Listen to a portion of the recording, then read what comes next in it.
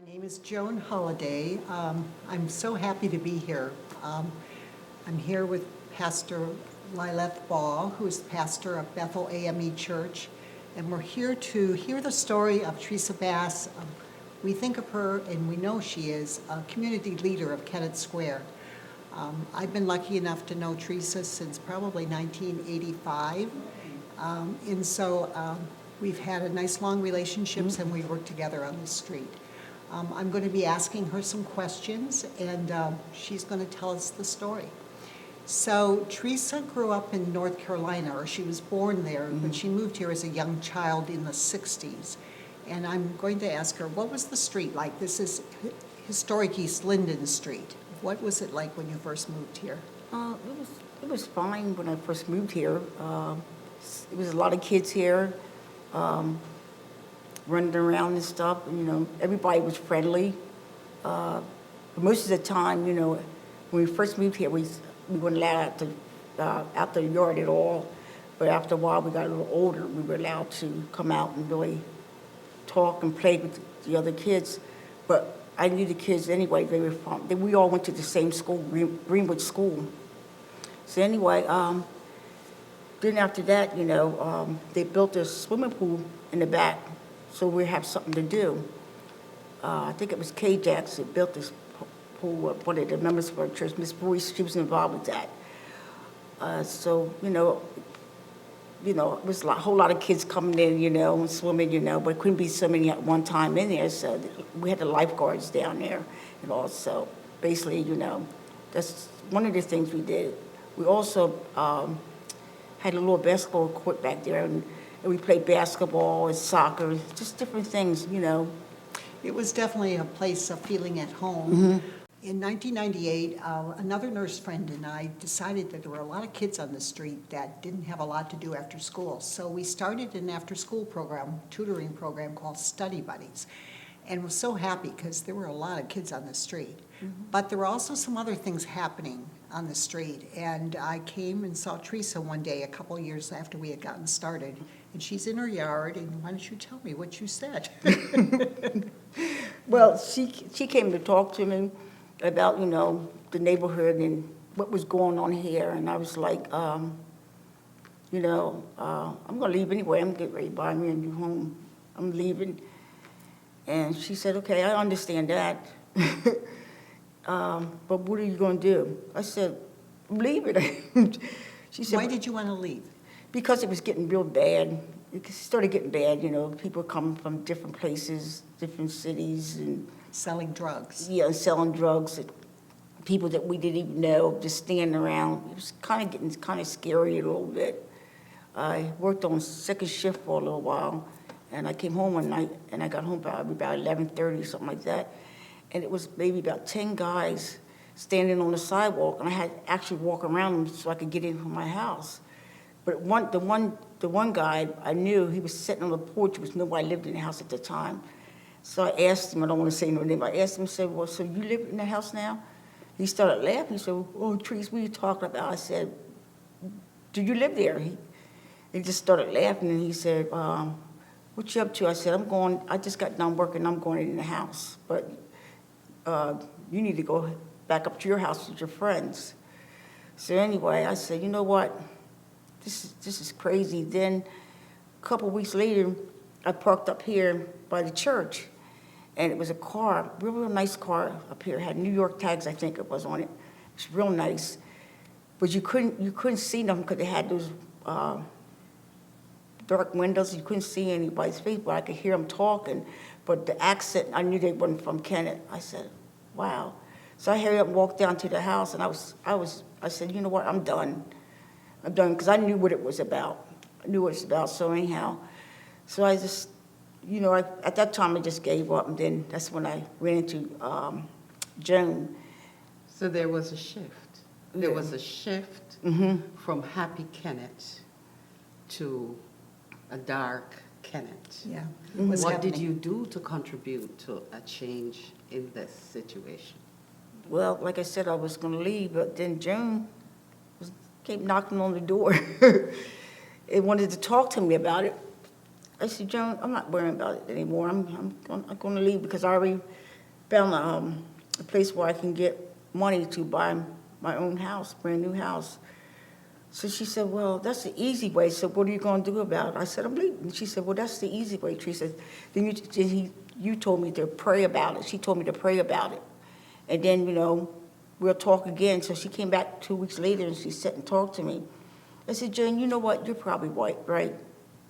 So then that's when me and Joan started, having our own little meetings and talking about, what I seen that I didn't like on the street. What could I do to fix it? And like I said, even now, there's still a lot of kids running around here. So I was concerned about the kids, too. Pastor Lileth, her faith was really strong through this whole process. And I know that you've been a real support to her in that, too. Is there anything you want to reflect on? Yes. When we talk, when she was struggling with her mother's death and we were having counseling sessions, she said, there were times when I didn't even know what to do or how to do or what was going to happen. But the altar you see behind us is what I came to and prayed, and God worked it out. And I really felt that that's what she used through this whole process. I was lucky enough to know of an organization called Alliance for Better Housing, and they just happened to have an outreach person that was willing to work in neighborhoods. So I introduced Theresa, and we had our first meeting here in the basement of this church. And what did you do? How did you get people to come to this first meeting from this street? Well, I just went to door with Jones Flyers first. And I, was handing them out and stuff. And actually, I just put them in the mailbox. The first time, I don't think I even handed them out. But Joan, here she comes. Said, Teresa, did you really hand them out? I said, really? I didn't have time. So anyway, she talked to me a little bit. And anyhow, I went from door to door, from one end to the other, from State Street to front, and all the way down, the alleyway, the house was down in the alleyway. I went to everybody's house and knocked on the door, asked them if they could talk to me. And they said, sure. So I told them what was going on, I asked them the same questions that Joan asked me, how do you guys feel right now about how the neighborhood's going? And most of the people who owned their houses said they didn't like it. They were feeling the same way I did. So I said, well, I saw myself Alliance for Better Housing, and a couple other people said they could help us out. And then that's when we found out about Elm Street, which they had Elm Street in Westchester and Kennett. So anyhow, we started having our meetings, and I just asked them to come, and they came out. Even the older people, everybody came out. One time it must have been like 60 or 70 people sitting in this upstairs, because they wanted to know what can we do, because a lot of these people owned their houses and they were getting older. They wouldn't like me where they would be able to just go ahead and buy another house. They didn't want to leave their home. This is where they've been all their life. I saw the potential in Theresa for being a leader, and when she started to talk to these people in the homes, I told her, I can't do this. You're the one that can do this, because you live here and you care. And they felt your caring. I know they did. So what happened with this Elm Street project was money that came from the state for the second street from Main Street. So there's the main State Street, and then there's East Linden. And so you went, one of the objects Alliance said you needed to do is to talk to the Borough Council to see if they would work with you. So tell us about that. Well, at that time, Marge Wolf was she was the Town manager. The manager of everything over there. So I talked to her, I met her, she's very nice. And I sit down, I talked to her and asked her, if, they would help us, they would help us, and with Alliance for Better Housing. She said, sure, Teresa, we want the same thing that you do, because if the neighborhood is bad, and it makes the town look bad too, because it not only float here, it goes out there on the main streets too, So anyway, me and Marge started having meetings, and so anyhow we came to the church, Joan and I knocked on the doors, and the church was full of people because they were tired of it too. And it was good meetings, you know. Sometimes there's always negativity in there, you know. And they was like, well, how do you know, Theresa? You're too young to know anything. I said, well, I lived here for a long time.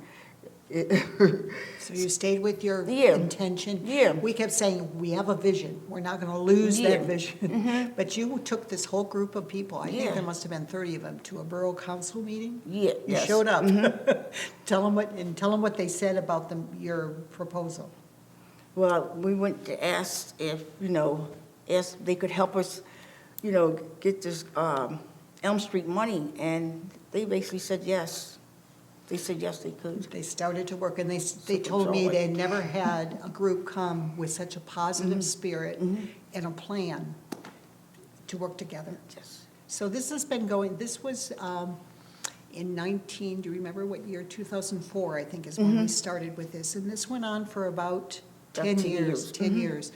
The journey has been wonderful. The biggest thing that I think has happened is people are proud of their streets. And during the discovery, you found out the history of the street. Oh, So- yes. So why don't you tell about the tours that you ended up having as part of the process?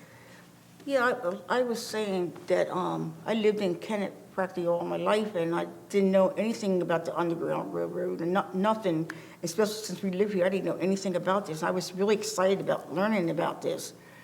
So, you know, me and my friend Kendra, we went to Westchester to the library, and we found all this information about the Underground Railroad and what it had to do with East Linden Street, you know. And it told us about everything, you know. It talked about the Bethlehem Church, for one, because really this is the first church that was built here on Linden Street. The other church was built out there in Tough Kenneman, and they came in 1900s, 19-something, 1954, something like that, I guess. Anyway, but this church was built in 17-something is on the front of the building. So anyway, we talked about, you know, we had people from New Garden Church here too. You know, and everybody was very interested, you know, what was going on. So, and people kept coming to the meetings. This is when you got the study buddies involved. Yeah. And you got them all dressed up Yeah. in the costumes of the people that live on this street.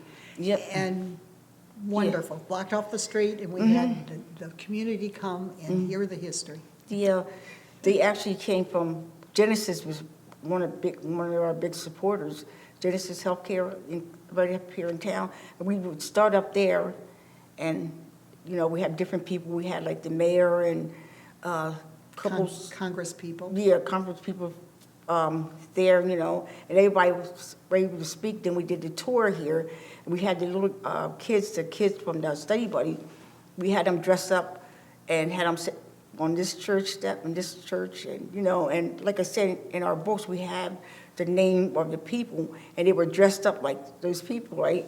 And anyway, they had a good time, and it was really nice that everybody loved it. We did that for a while. We did it for a while. We'll probably do it again. Yeah, I think you need to. Yeah. Nick? I'm listening to the conversation between Joan and Theresa, and what I am hearing is a reaching back into the past and understand how it shapes the present, and reaching forward into the future and bringing the future alongside them into the present to ensure there is a continuum of the peace on Thank you. Kennett Square. Beautifully said.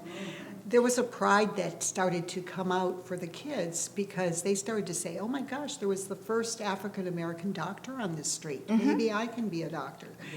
There were people that started businesses on the street. There was someone that housed slaves, Underground Railroad. They do believe that some of the runaway slaves actually were housed here before they were sent north. So there was a sense of caring for people. That sense of caring came out in the kids. I think it was a wonderful, exactly what you're saying. They brought the spirit of the past to the present. Yeah. It's Because it just seemed kind of weird that I lived in Canada all my life and didn't know about this But now you're telling the community Yeah. about it. Now, Yeah. Mary Dugan was a wonderful woman Yes. who now has deceased, but she actually did a little book about this street and did a research on all the different homes in the history. So we have that too, don't we? Yeah. Yep. So I do Okay, now tell me about National Night Out, because that's another thing. I know a lot of communities today are struggling with relationships with the police department. And that was different on the street. Tell me what you did.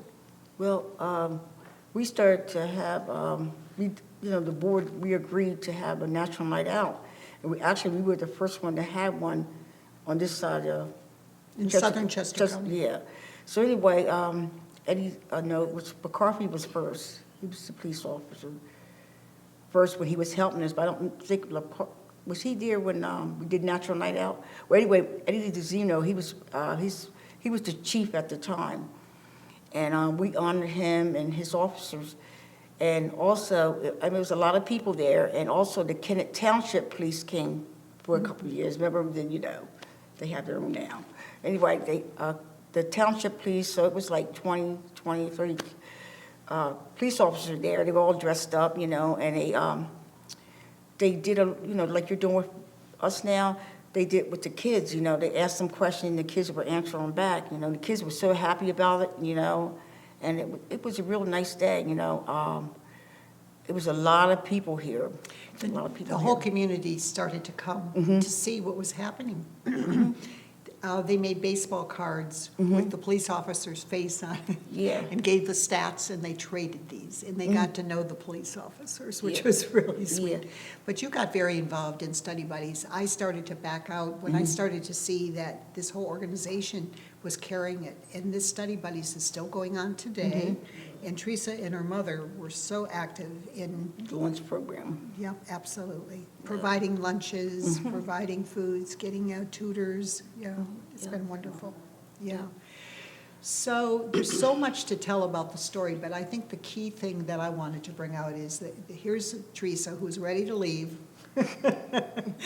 And she prayed about it and understood she had a deeper call, and she responded to that. And through that call, so much has happened. And today, if you drive down the street, people feel safe here. They run, the runners are running down the street.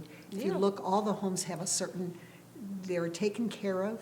We had wonderful assistance in helping people know how to do yard work, so many different things. Yeah, we also had a cleanup day once a year. We did that for about 5 or 6 years.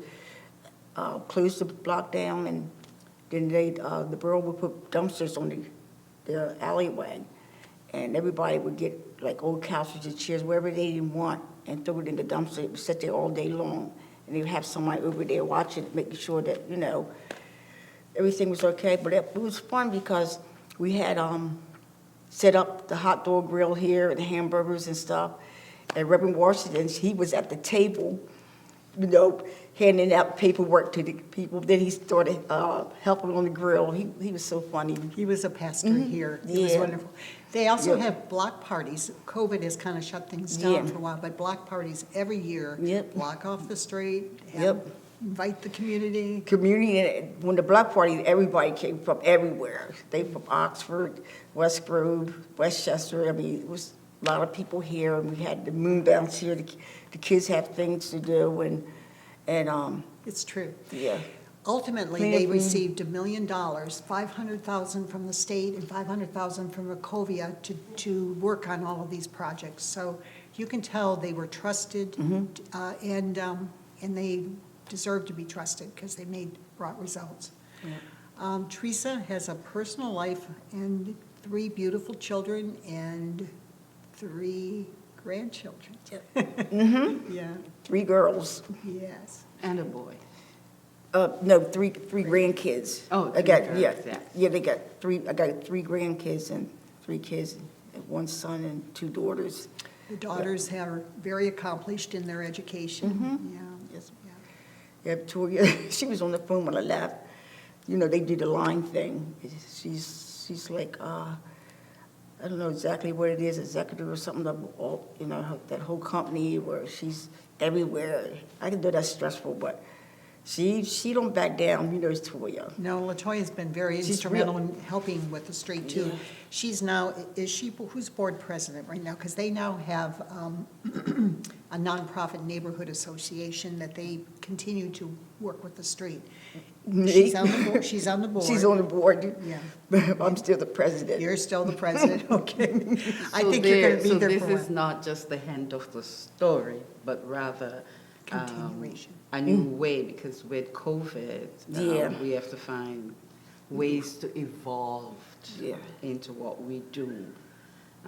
So we are saying, Sister Theresa, that there will be a new way of being, and the street will continue. You will be moving to this new generation of kids that you have cherished, Yep. and teach them how to continue with what you've built in Kennett.